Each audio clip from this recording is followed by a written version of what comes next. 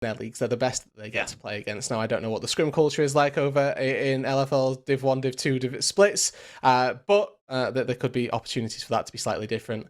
But we have obviously got this draft now, so we can hem in a little bit on that one.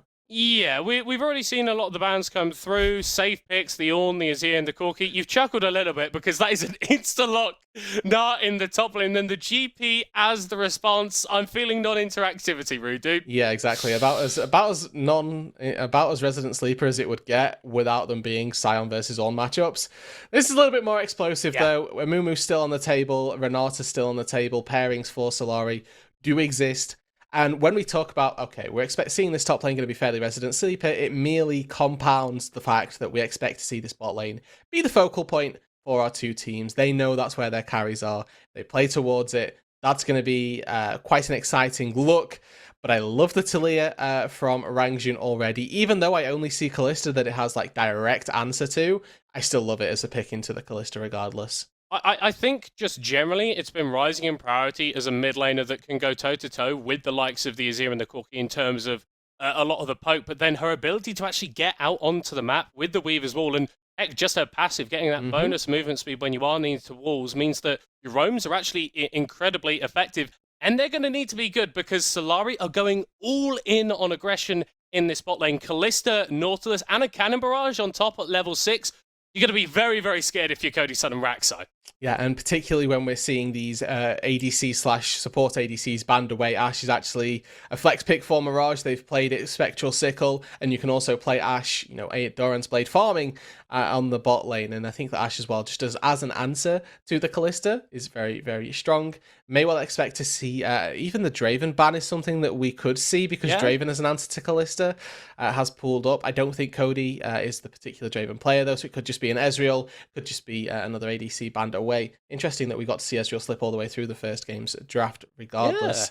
But it is that different styles of bans because we've got two different styles of drafts thus far.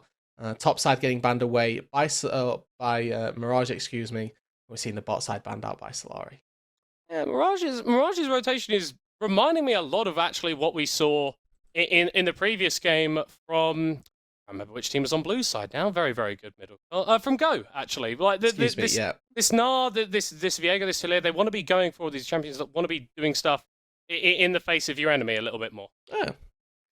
We just missed a ban. We'll see. That's not great. No, it's not great. As hovering I got baited. The Draven. I was like, wait, I said they should ban Draven. That's not the pick that they're going to go for. I think what Solari is saying is like, hey, yo, this is the champion that maybe you want to ban or something. I don't know. But I dare you. You've already got the Kalista, so you don't need to. Yeah, they're taunting Mirage. That's what they're doing. They're flexing the Draven and saying, do it, pick it, I dare you. What are you going to do? This is huge. I love this. Okay, talk to me. I love this, Rudu. So, Kalista wants to hop around, wants to do loads of dashing and jumping. Poppy, very good at saying no to that. So what you do is instead of letting the enemy team pick up the Poppy, you take it for yourself. Yeah, smart. Big brain. Solari ready for the Poppy counter pick support that is not going to be going to Raxo's hand. That probably wouldn't have happened. But... Oh, don't pick Tristana into Poppy! No. No! Alright, it's fine overall, I still think, but... Middlecott, you just said champions love to jump around, get countered by Poppy. Tristana, yes, I did. What we saw from literally last game is that a Tristana can jump around and can reset. Yeah. It didn't go too well. We have to, quickly credit that it wasn't a pop-off Tristana performance. But now that Poppy is going to do a very good job at preventing Cody Sun from really getting those large utility team fights where he can bounce around, can find multiple sets of kills, and go for anything too crazy. Okay, that's a pretty spicy pickup here with the Zoe coming through. So we did actually see Mirage lock in the Renata for themselves, which is going to be providing a fair bit of disengage in that bot side and means that the Kalista Nautilus combo not going to be quite as effective as it would be otherwise. No, you're quite right. It means that obviously jumping forward is a little bit more daunting because you have all of the disengage tools of the Renata. Something I like to keep my eye on when we have Renatas locked in is how powerful the enemy team's auto attacks, right? Kalista, as far as ADCs go, actually fairly weak with her autos. Not great. You rely a large amount on the Rend. GP is probably the only other scary one, and then also Zoe is just a mage throwing spells at you, so her autos don't necessarily matter that much. Hostile Takeover is going to be a great tool for preventing engagements, but not necessarily a great killing tool like we see from other teams. As we are going to be seeing these teams jumping onto the Rift very shortly. We'll see you in just a moment.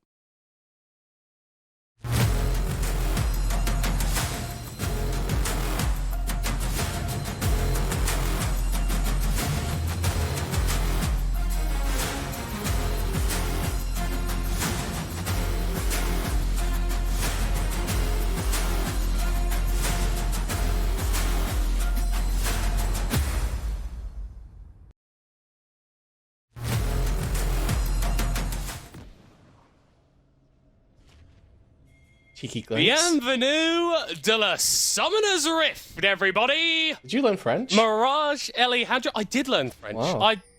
Ask me to name any French word, and I'll do it, Rudu. Courgette. La courgette. Thank you very much. As we are on to the Rift here. Nice. Nailed it. For Mirage Alejandra versus Solari. Not many stakes in this matchup as Cody Sun. Okay. Okay.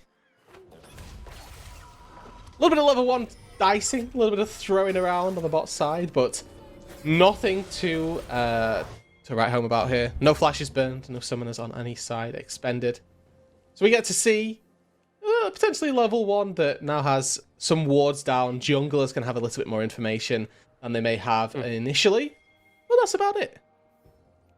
Minions have spawned. Not too much interactive. A little bit calmer than I would have liked for a game that doesn't really have as many stakes. I kind of wanted to see both these teams really going for it, but do you know what? Credit to them. Want to play safe, want to play their style. Makes a lot of sense as we see these junglers starting actually on opposite sides of the map. I wonder if Memento's going to be doing a little bit of weird clear shenanigans that we've already seen from the Viego, but I imagine that Joko's path is going to be pretty standard. We would like to think so. With the Poppy, you do have, I will say, a little bit more agency to get early game ganks going. Level 3, Poppy just becomes an absolute fiend. I think even at level 2, if you find the right angle, you can get away with things, but you don't have a way of preventing mobility spells, which is going to be fairly important up against the likes of an R, Tristana, and a Viego. So the Steadfast Presence is something to keep your eye on. I do want to touch a little bit more, though, on this bot lane, because Tristana, as much as we bashed it a little bit for it being picked directly after a Poppy and the intrinsic counters that come from that. In terms of this bot lane matchup, Tristana is a bit similar to the Draven in the way that it will simply bully a Kalista in the early stages. It does just have more damage early on and will outtrade you. So it's going to come down to Mirage and having this winning bot lane, whether they can transition that into mid lane ganks, early objectives in the bot side. They have the capacity to make things happen in this bot lane, which was something we were very curious about, because the top lane is going to be so, how do I call it, apathetic. It's not much is going to go down. Yeah. It's going to be pretty, I think resident sleeper is the term that's been used a couple of times. And I like this. It's giving a lot of your proactive tools to Cody Sun. But like you're saying, you do need to spread it a little bit more around the map, because in terms of interacting with Solari's composition, doesn't necessarily have the best time. Solari literally setting up for a dive here on the bot side. Bad Lulu has just hit the Mega Gnar and hit level 3, but they don't appear to be diving away. Joko going under the tower, the phase rush, the stun, the first blood. That was very clean from Solari. Very clean. Very clean indeed. They clearly whipped out the Dettol before this performance to make sure that they were ready to go. That was really good, and we talk about a few times how difficult it can be to dive Mega Gnar. But I think that it's important to remember that that is only relative to diving a Mini Gnar. Obviously, Mega Gnar gets a couple extra resistances, more health. But if you have 3 people and a champion is level 3 under a turret, you know what? Just go for it anyway. And that's the philosophy that is employed by Solari. And you know that play was very telegraphed, I want to address to people as well. Yeah. Jocko walks into the mid lane, pushes the wave with Scarlet, just cheats priority by having an extra member in the mid lane, and then they all just walk top lane. It was not like a secret at all. It wasn't like Scarlet had manufactured prio through laning advantages. That was something that was very easy to read, but that had just been unfortunately missed. And I think that sort of reveals two things. It's the issues that Mirage have really been having through a lot of this split, where in terms of like the individual players, like it's always fine. Like the guys are pretty good at pressing keys on their keyboard, but the team play hasn't really been there as much. But it's also Solari kind of doing a little bit of what we touched on in the pregame and in Champion Select. If you can get one of these solo lanes, either top or mid, into a good position, there's not a very high chance that the enemy is going to be playing around that. And now Kyo, upper kill, has already got that Sheen and has built himself a pretty reasonable CS advantage, and I think Joko might just make a repeat appearance. And there's no reason for him to not. The wave is in a really good spot for Kyo. Obviously, Bad Lulu does have this control ward down to, you know, keep himself a little bit safer, but if he overextends too far on this top side, he could still very well get punished. And this is what we talked about with the wave, is that with these 4 ranged creeps, Kyo is able to hold a pretty much permanent freeze and keep the wave exactly where he wants it, as long as he keeps it before it crashes into his turret. He's going to be in a very... Right. It's okay, I'm sorry, I accidentally took over Kyo's keyboard right there and smashed my face. No, it's weird. I was going to touch on both teleports being down. And now both. Obviously. And now there's a flash down as well. Oh. There's a flash down as well. But I think the 2 teleports is key, because one of the reasons that you do pick GP is for him to be this late game scaling threat, but it's also because of a lot of the map pressure that he can provide with that cannon barrage. And obviously without that TP, Bad Lulu isn't going to be able to join any prospective fights for the next few minutes. So if Solari can find windows where the Gangplank and the Gnar are locked into a lane, maybe that's a place where they can snowball the early lead that they've got for themselves a little bit more. Mirage responding, though, and taking down that Mountain Drake. Early dragons secured, and that tends to mean that you're behind. It's not something that is... It's not something that, you know, naturally functions in my brain, but just a trend that I've seen is people that take Drakes are behind in the early stages, and then they tend to, if you are winning the game, think, oh, we don't need a dragon, we will simply get gold. And it's a philosophy that I've seen win out multiple times, but this is a bit of deja vu. A little bit of deja vu. We have been to this place before, and Bad Lulu's been to the fountain before. We'll rejoin that. The teleport coming through from Rangchen doesn't get anything. That sucks for Mirage, because they knew that it was happening this time. They'd read the play. Memento is, okay, don't worry, Bad Lulu, I'm shadowing you. Rangchen has TP. We are ready. And the same thing happens, except this time they don't get to push mid and don't get to trade across map. I wonder if it's going to happen a third time, Rude Dude. Surely not, right? Surely not. Well, I mean, because at this point, like, you look at the difference between where Kyo and Bad Lulu are, and yes, this GP's got a lead, that's great, but you also look at the items on the Gnar. It's got the dagger and the longsword. This guy is not tanky at all when you can catch him out, and even if he is going mega, you saw there that it's oftentimes not just going to be enough. Exactly, and the wave once again in this top lane is in an absolute treacherous position for Bad Lulu. It was pushing away. They set the bounce back off the wave perfectly, did Solari. So Kyo is once again going to have complete control over how that top lane functions. And because he has this lead of 2 kills, it means the way that Bad Lulu would like to crash it is by just diving into the wave. Because Kyo has this fairly sizable lead, the notion was that he shouldn't be able to just walk forward and push this wave. That's not how it's panned out. He doesn't have priority in this top side. Kyo doesn't have like his jungler here or anything, so was a little worried in case he got ganked, I suppose. Well, yeah, that wasn't what was supposed to happen, but I guess it's allowed. Hey. No reason, whilst you've got this sort of a lead on the Gangplank, to throw it away by overextending in a silly position and getting caught out, right? Yeah. I mean, if anything, Memento stealing away your corpse on this Viego is probably better for Mirage than actually just having the Viego at this point in the game. So, yeah, I agree. Honestly, I'm one for, you know, throwing the shade where possible, but equally admitting, you know what, sometimes I've gone a bit too far. Now we're going to see Solari, see if they've stepped too far forward.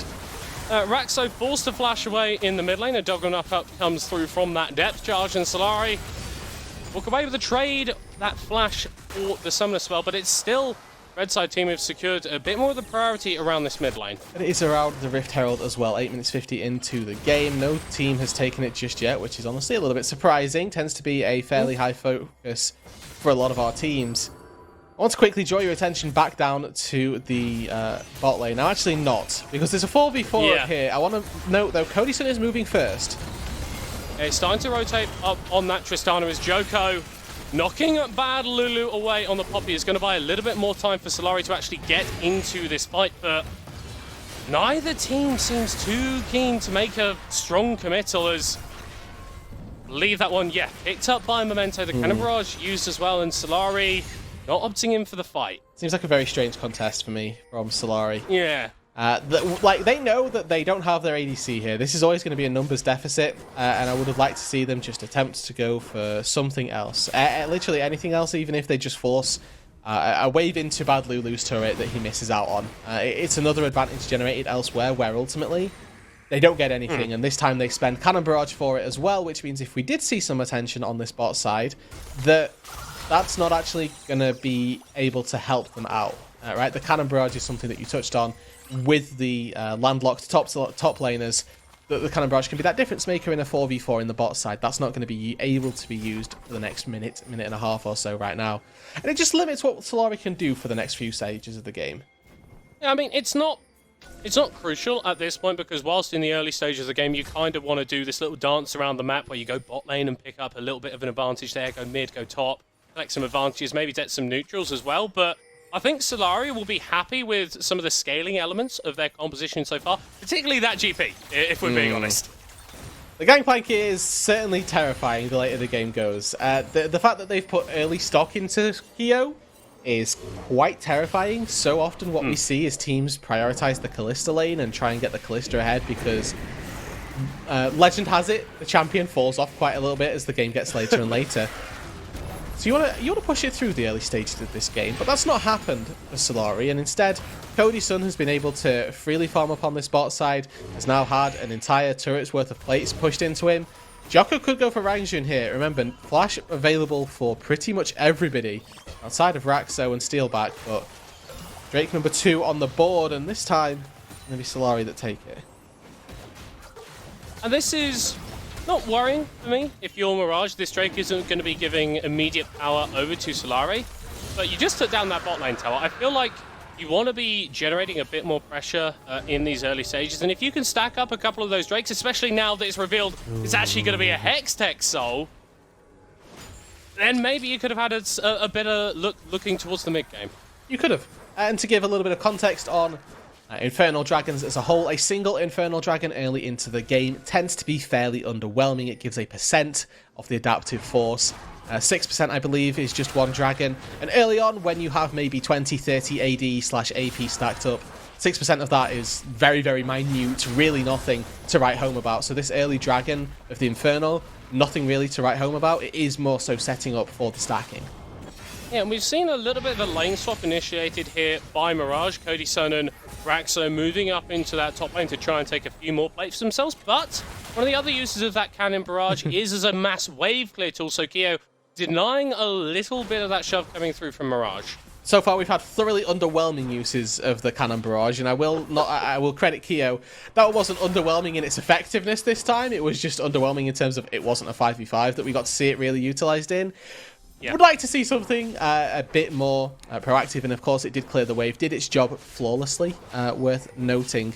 But Kyo stopping the wave on that top side, and I actually like the initiation of this lane swap by Mirage, because even though Bad Lulu's had a pretty torrid time of things through the game, he should be okay up against Azza down in this bot side, has the plated steel caps, a little bit of extra movement speed as well from that Hearthbound axe if you can fire some autos down.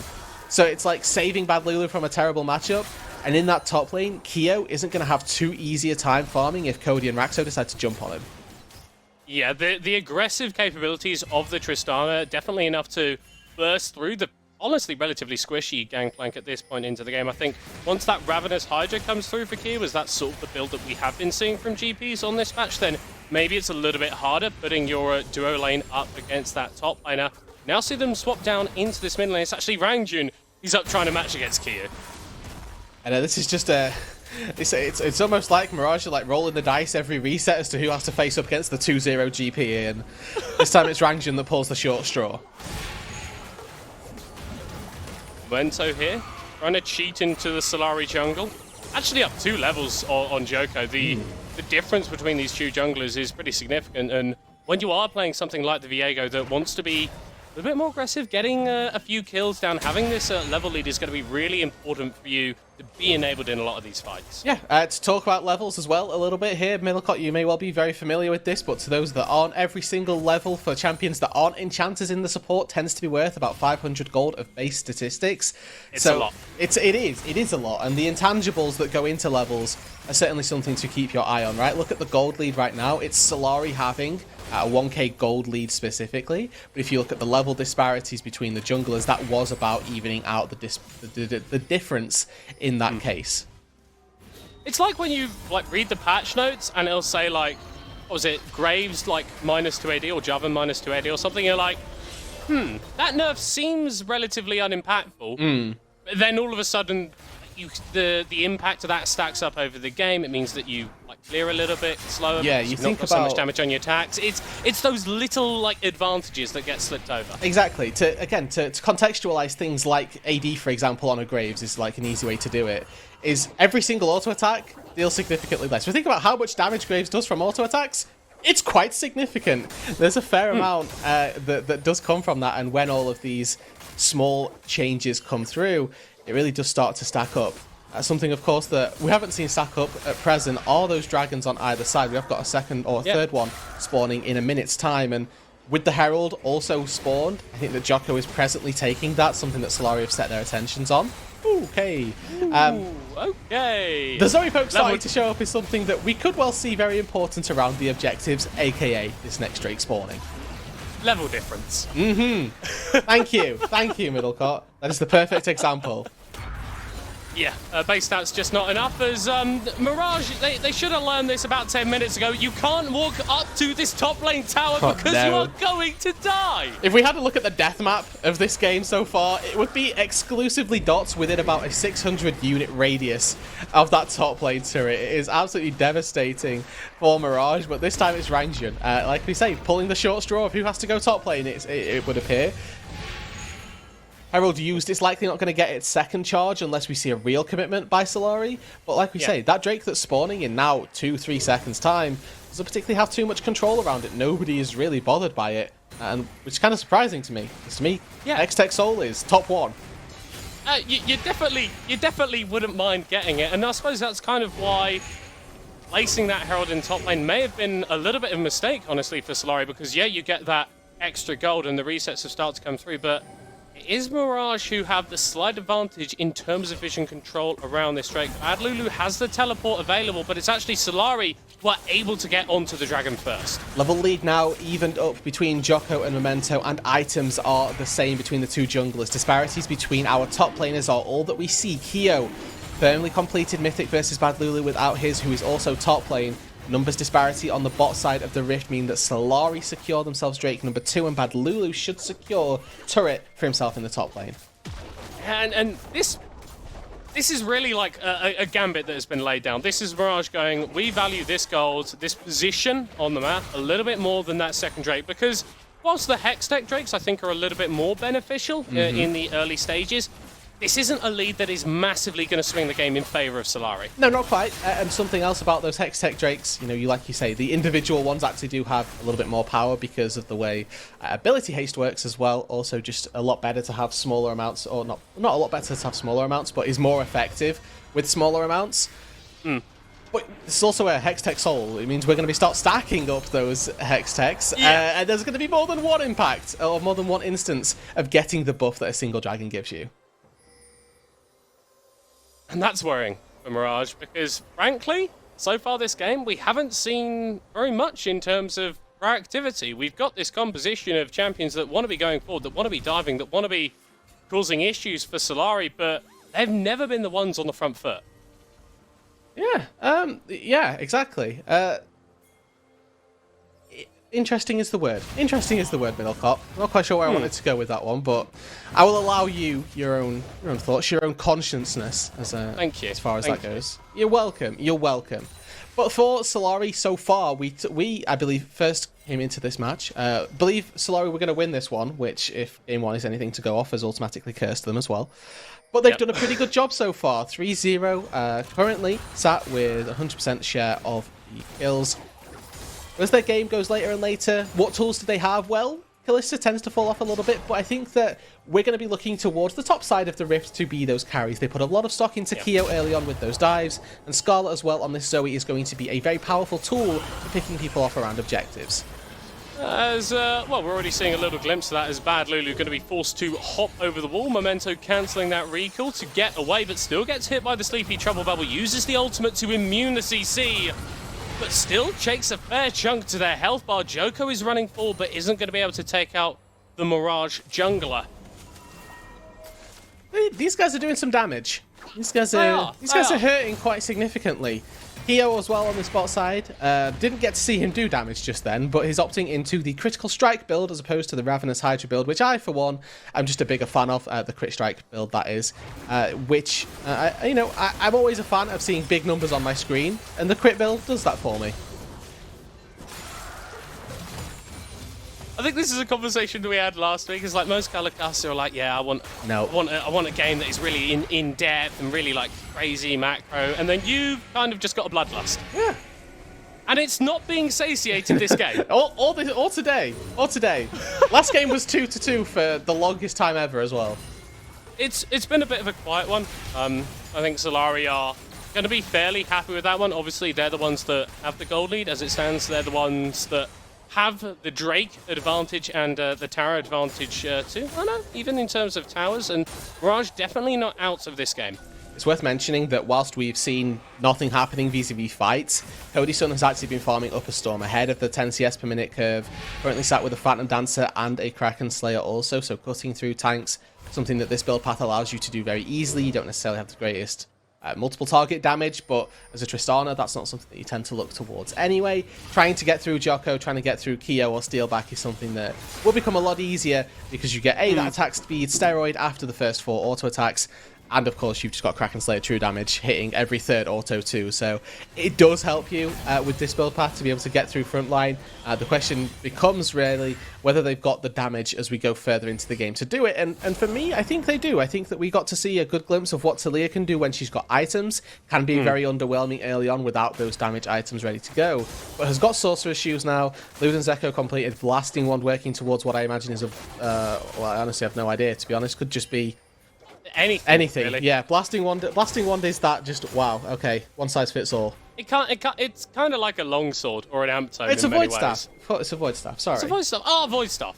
Yeah, I knew makes a lot of sense. it was a void staff, but then I got confused because I was like, wait, what does Blighting Jewel build out of? And it's not a Blasting Wand. It's amp tome into Blighting, and then you just have Blasting Wand as your secondary. Okay, as the dash actually going to be interrupted from Rangtune. Still forces Joko to flash away there. A little bit funky in terms of interactions, but taking the Summoner spell off that Poppy is pretty big for those flash heroic charge engages. I didn't know that was going to be counted as a dash, honestly. Yeah, it was. I guess she's dashing. It doesn't feel like she's dashing. I don't know.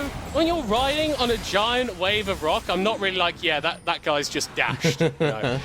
Look at the Baron. Let's take a look, because I was thinking, why have Mirage just got this dragon? The answer, because Solari are actually wailing away on this Baron buff. And they've got a lot of stacks on the Kalista into this, I would imagine, but they've actually just let it reset. So, right? They have got multiple angles as Memento is going to be knocked into the wall. The damage on the backline, the cannon barrage, splitting the fight in favor of Solari, but the hostile takeover from Raxo means they can't pick up any kills. This is a big win for Mirage. Let's address that. They get the Drake, they get out without losing anybody, and the Baron hasn't gone down.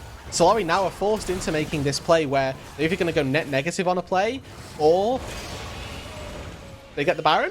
And the option is they go net negative. That was essentially, if we take a look at what actually happened in terms of our metrics, Mirage secured a dragon. Solari did not. Solari did not get anything else either. And they now are 2-2 in Drakes. And this is what the Hextech Rift can offer you.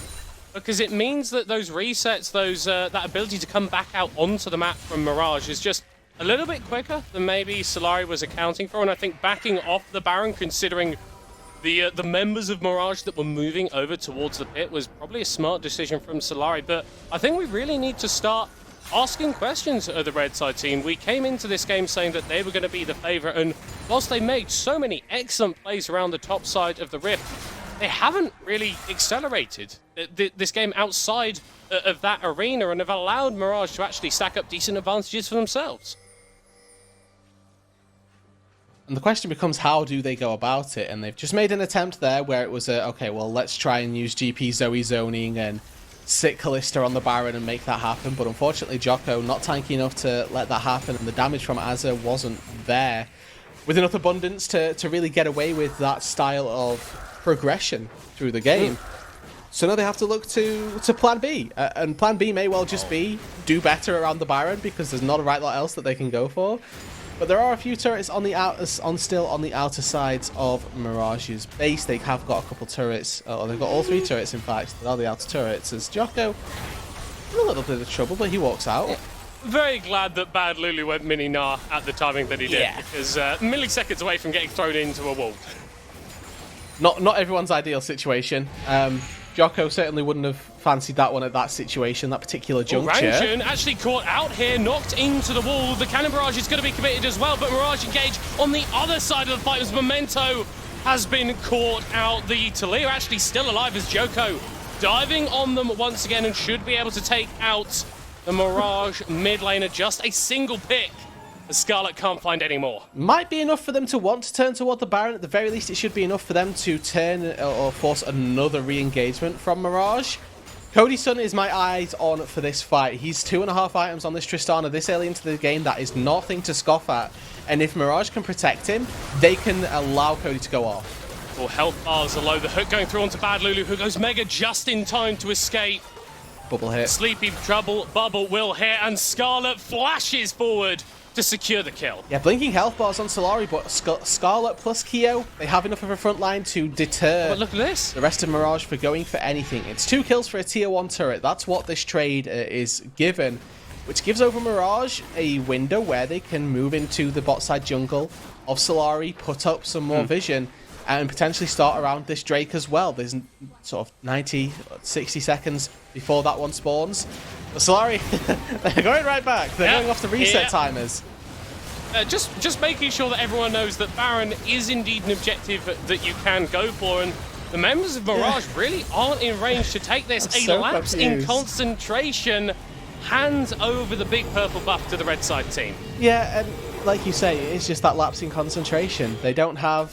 they take this mid turret and then they focus a little bit too much on trying to secure some bot side focus, camps, whatever it was.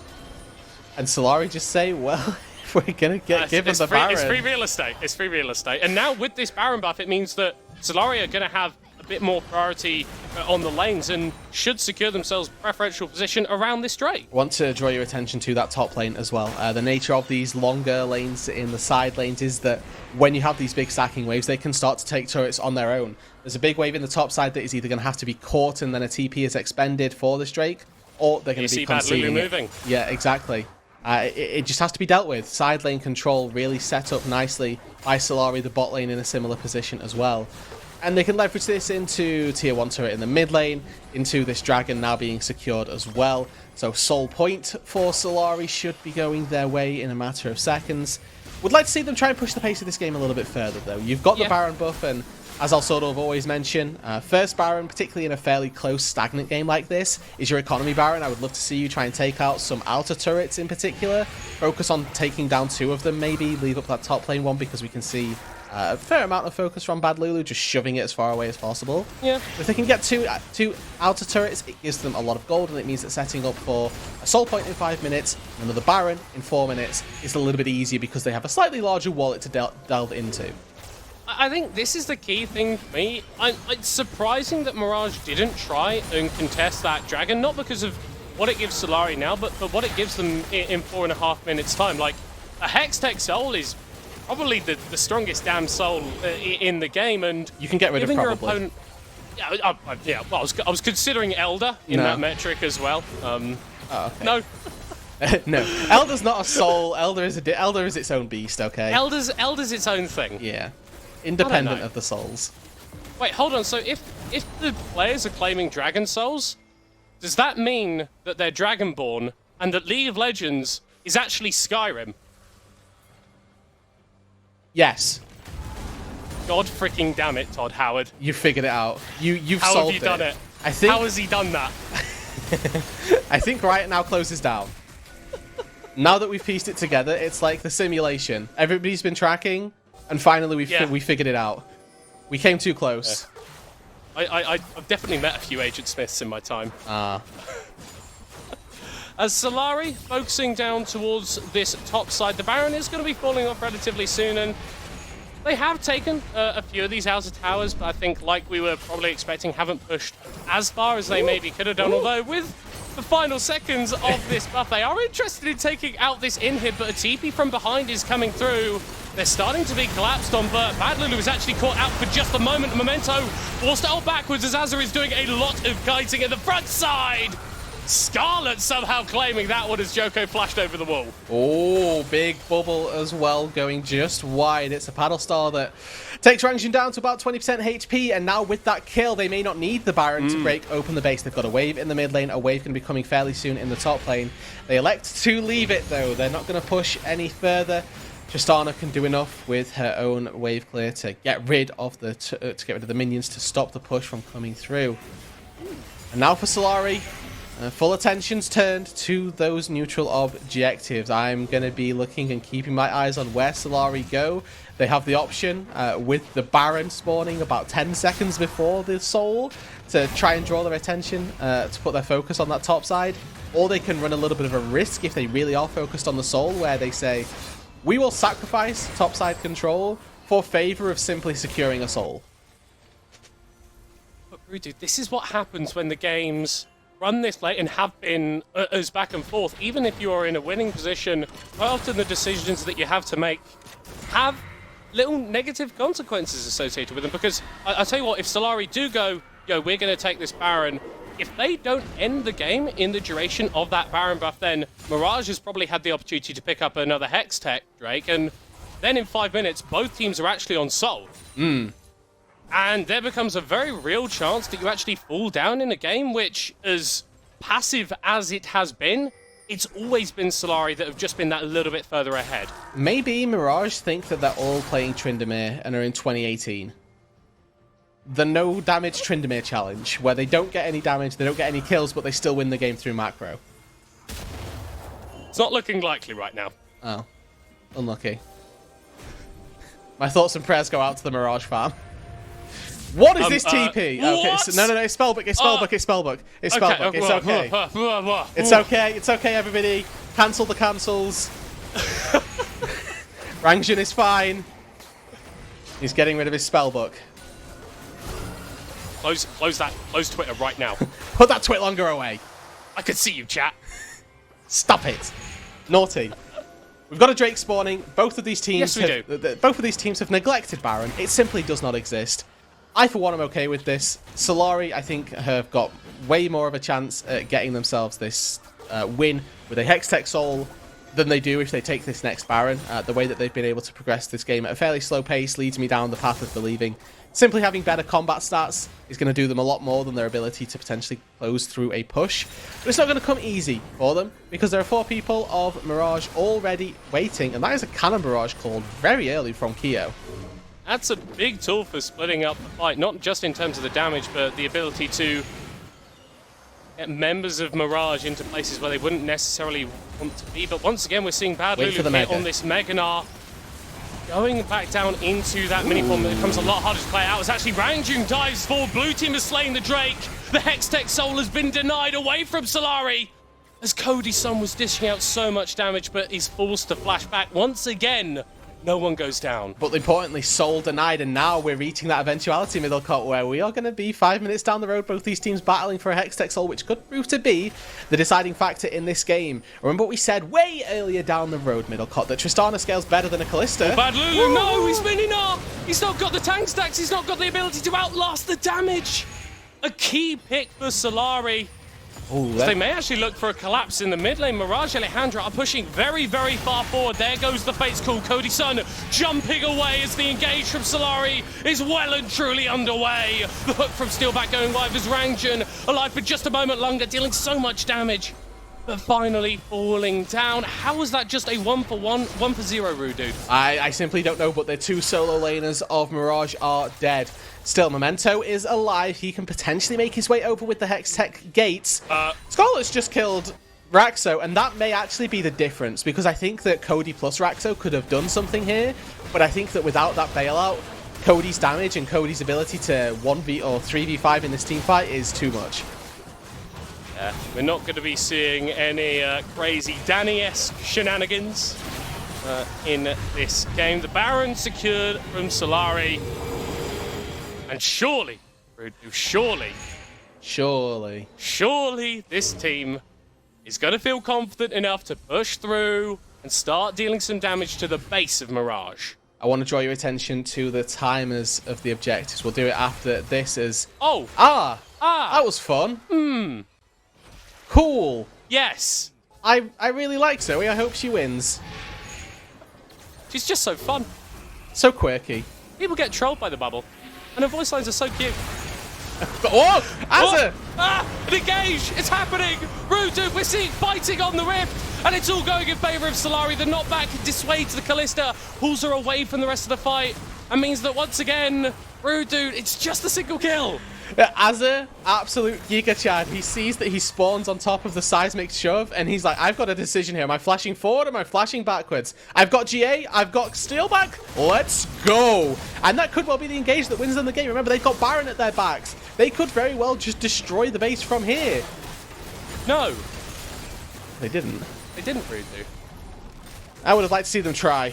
It would have been fun. It would have been enjoyable. But Solari... Can you believe that Solari want to win instead of throwing for content? I think that Solari don't want to lose this game. I agree with that statement. And that's great. But eventually, not losing needs to turn into winning. Because otherwise, we're going to be here for a few hours. And I've not got time for that, unfortunately. Have you not? I've got places to be. I'm in demand. Oh. Yeah. Where have you got to be? Well... The kitchen? I was probably go for a nap, actually. Oh, okay. It was one of two. It was the kitchen for food or the bedroom for sleep, and I chose wrong. Sorry, it's on me. Game of sleep schedule. It's how it is. Yeah, that's true. Napping at 10 PM. As Memento gets knocked into a wall. That's a little bit of a wake-up so call as Raxo caught out there. The flash forward from Steelbackers. Renata is dead once again. Rangjun falling down. That very well could be it. 2 picks. Baron buff for another 45 seconds. And Solari moving forward. They've already taken down 1 Idhib. They're going to take down 1 more. It looks like Rudu. The team on the red side are going for the end. Bad Lulu about to turn Megamar. Flashes in, gets a 2-man stun. The wallop. Cody dealing the damage. Already a double kill for the Tristana and has not been touched. Explosive damage onto Kiwas. They are going to be shut down as well. It's a 3v2 in the base, but that Tristana is something that you have to respect. Cody's been farming for 37 minutes. It's his first outing in an actual fight where he can deal damage, and he stops the push in its tracks. Solari need to respect this AD carry. Sat on 4 items right now. 390 CS 37 minutes into this game is a late game hyper carry. Look at him through the duration of this fight. Able to so quickly deal with Jocko, deal with Keo in the front line. Bad Lulu gets popped off the back end of this from a deep paddle start. It's actually Memento, excuse me. Deep paddle start that comes down in combination with Azza. A great stun there, buys just enough time to allow Bad Lulu to get back to the fountain. Cody's now got that GA completed, as strong as this Tristana will get, as well as having that revive. There's a Hextech Soul on the board. Rangjun is top lane, and this should just be forfeit for Solari. No TP available for the Taliyah. The spell book not revealing the purple summoner spell on its pages, and it's Solari claiming that Hex Texel finally, if we're being honest. But now, with 2 inhibs down, mid lane, the only destination for this team to put their power. And they could be a little bit too late here, Mirage, because we can see this wave is already here. There are not 5 members of Mirage ready to respond. Yeah. Keeper's ready. That's why I like crit GP, baby. What was that? This is why you build crit GP. Keo, absolutely bop.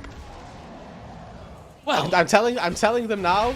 We want a replay of that. Not Yeah. in this game if it's too tense. yeah, but no. we want a replay of that. I want to see that again at some point. But yeah, we do need to focus on what's actually going to be happening on our screens, because the Talia is dead for 30 seconds. That means Solari could start to go forward, but it's actually Cody-san who's picked up the first kill of the fight and is able to free hit. In goes forward. In goes Azza, still back, diving forward onto this Viego, who has popped into the Guardian Angel. The Tristana still alive there, but walks onto a bubble.